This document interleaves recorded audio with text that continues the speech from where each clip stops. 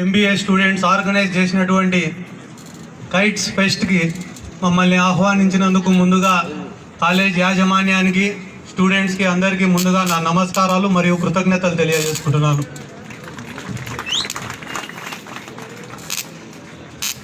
నేను ఒక స్టూడెంట్గా ఉన్నప్పుడు మీలాగానే అక్కడ కూర్చొని ఉన్నప్పుడు ఎవరైనా ఇటనే మైక్ పట్టుకొని మాట్లాడితే ఏదో ఫెస్ట్ కొని వస్తే వీడియో ఆర్డర్ వచ్చి తలకాయ తింటాడు, తొందరగా దిగిపో అని అనుకునేటోండి నేను. ఇప్పుడు మీరు అట్లా అనుకోకముందే 2 నిమిషాలు మాట్లాడి దిగిపోతాను నేను. ఈ లైఫ్, ఈ కాలేజ్ అట్మాస్ఫియర్, ఈ అల్లరి, ఈ సందడి, ఇది మిస్ అయి నా జీవితంలో దాదాపుగా ఒక 6 సంవత్సరాలు అవుతుంది. ఏ రోజు కూడా ఒక కాలేజీకి వచ్చి ఇట్లా మైక్ పట్టుకొని మాట్లాడతా అని, ఒక కాలేజీకి ఒక చీఫ్ గెస్ట్గా వస్తా అని చెప్పి నా జీవితంలో నేను ఎప్పుడు కూడా కల కూడా కనలే. ఈరోజు దాదాపుగా కొన్ని వందల మీటింగ్లు అడ్రస్ చేస్తున్నాం వైఎస్ఆర్ కాంగ్రెస్ పార్టీ తరఫున. మొత్తం కర్నూలు అంతా తిరుగుతున్నాం, అనేక మీటింగ్లు చెప్తున్నాం. ఎందుకంటే నాకు తెలియకుండా నేను రాజకీయాల్లోకి వచ్చిన, ఈరోజు తప్పించుకోలేక నేను రాజకీయం చేస్తున్నా. ఎందుకంటే ఈరోజు నా జీవితం నా చేతుల్లో లేదు, కొన్ని వందల జీవితాలు నా పైన ఆధారపడినాయి. ఈరోజు నా లైఫ్ నాకు ఇంపార్టెంట్ కాదు, వాళ్ళ లైఫ్ నాకు ఇంపార్టెంట్. కానీ పొద్దున్న లేస్తేనే ఆ ఫేస్బుక్, వాట్సాప్ చూస్తేనే ప్రతి ఒక్కడు ఏం ఎంజాయ్ చేస్తా అంటారా వీళ్ళ లైఫ్ అనుకుంటున్నారు. గుడ్డు పెట్టే కోడికి తెలుస్తుందంట ఆ నొప్పి ఏందనేది. ఈ ఫీల్డ్లో ఉన్నవాడికి తెలుస్తుంది ఆ బాధ ఏందనేది, ఆ కష్టం ఏందనేది. ఎందుకంటే ఈరోజు రాజకీయాలు బాలేవు. ఎవరికి బాగుండేరా ఈ రాజకీయాలు అంటే, తండ్రి ఒక 1000 కోట్ల ఆస్తి సంపాదిస్తే కొడుకు రాజకీయాల్లోకి వచ్చి 1 లక్ష రూపాయలు పెట్టి బ్యానర్లు, 1 లక్ష రూపాయలు పెట్టి అడ్వర్టైజ్మెంట్లు, 1 లక్ష రూపాయలు పెట్టి పెయిడ్ ఆర్టికల్స్ రాయిపించుకుంటారు చూడండి పేపర్లలో. అట్లాంటి వాళ్ళు 10 కోట్లు పెట్టి టికెట్ కొనుక్కోవాలా, 20 కోట్లు పెట్టి ఎలక్షన్లో గెలిచాలా. అటువంటి వాళ్ళకు రాజకీయాలు బాగుంటాయి. కానీ ఒక ఉత్తమమైన ఆశతో, ఒక ఉన్నతమైన ఆశయంతో, కుటుంబ గౌరవం కోసం తన వెంట ఉండే వాళ్ళను కాపాడుకోవాలని రాజకీయం చేసే ఏ ఒక్కరికి కూడా ఈరోజు రాజకీయాలు బాలేవు. ఇటువంటి రాజకీయాల్లో మార్పు అనేది రావాలంటే కేవలం యువకులకే సాధ్యం అది. కాబట్టి ఈరోజు నేను కూడా ఒక 4 సంవత్సరాల క్రితం రాజకీయాల్లో ఈ కర్నూలులోనే తిరుగుతుంటే ఏ లీడర్ కూడా సపోర్ట్ చేయలే, నా బంధువులు కూడా నా వెంట రాలే, ప్రతి ఒక్కడు అవహేళనగా మాట్లాడినాడు.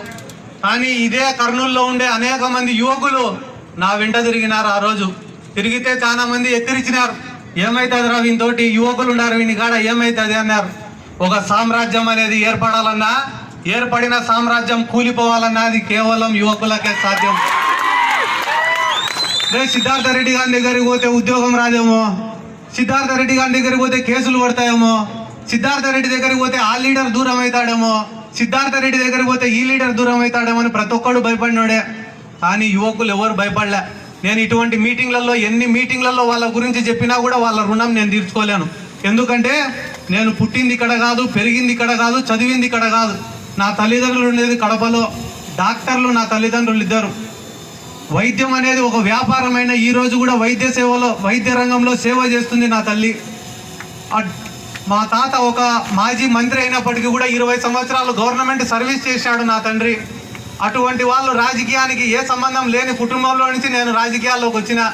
పాపం నిమిషం వాళ్ళు బాధతోనే బతుకుతున్నారు, వాళ్ళకి ఇష్టం లేదు. అన్న ఇది శబ్దం ఎక్కువైంది, కొంచెం పక్క తీసుకోవద్దా.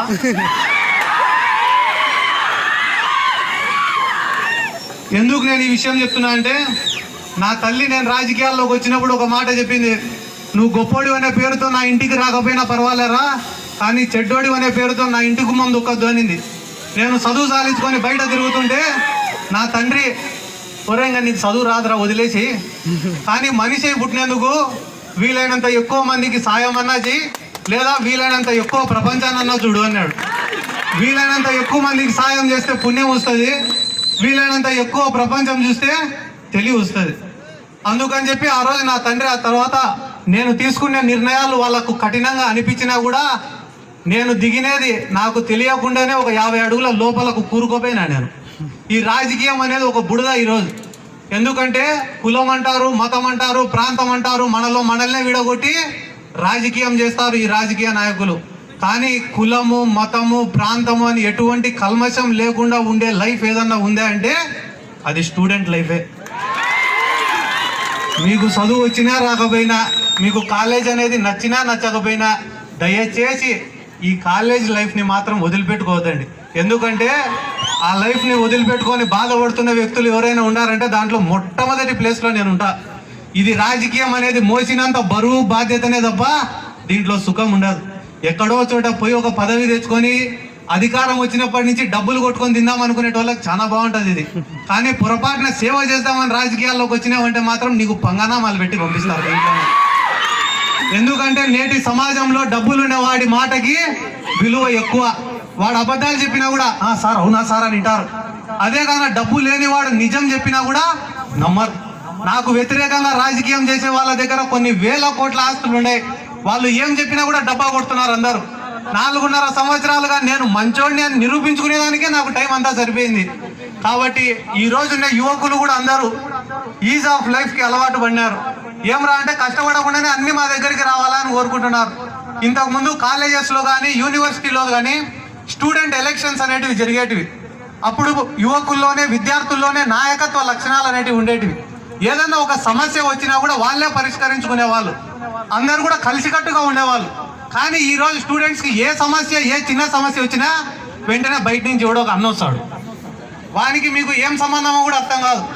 ఒక సమస్యను మీరే పరిష్కరించుకోలేకపోతే, ఆ సమస్యకు భయపడి పారిపోతే జీవితంలో ఎప్పుడు కూడా ఆ సమస్యను ఎదుర్కోలేరు.